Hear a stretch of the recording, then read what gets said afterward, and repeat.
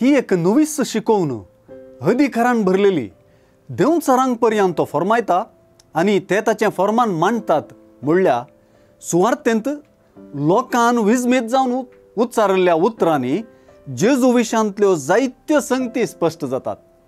जेजूची शिकवण अधिकारान भरलेली, ताचे शिकवणेंत रमलोलो तो अधिकाराचो चारो लोकांन सोदून काडलो।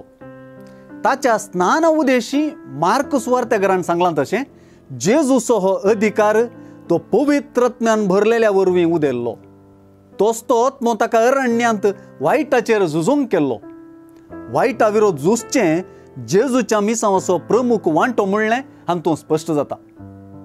जेजू विशीं उलोवन, जेजूची वळख दिवन, जेजूचें नांव सांगून जेजूकूच मुठी भितर हाडूंक प्रयत्न करच्या त्या देवसाराचेर जेजू आतां परत झुजता आनी ताका परत पाडाव करता।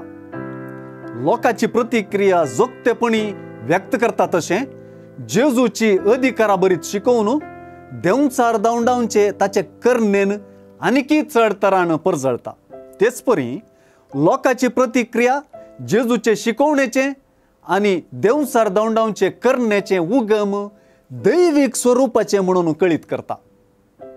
देवचार दावंडायतेल्यान देवचाराचे विशीं सांगून ताका हाताखाल हाडचें वाजबी, पूण मार्काचे सुवार्थेंत जेजू देवाचो पूत म्हणली उतरां देवचाराच्या तोंडातावन येतात, ते देवचाराच्यो शिंत्र्यो आनी नंज्यो आटापता। पूण भावार्थान जेजू देवाचो पूत म्हणून सोदून काडूंक लोकांक थोडो वेळ लागतलो, तरी लोकांची प्रतिक्रिया जेजू थंय हेस्त दिशेन आसा। आयची सुवार्ता आमचेय प्रतिक्रियेक राखता। जेजूचे शिकवणेचेर आनी ताचे सक्तीचेर बरवसच्यांत ती प्रतिक्रिया आटापल्या।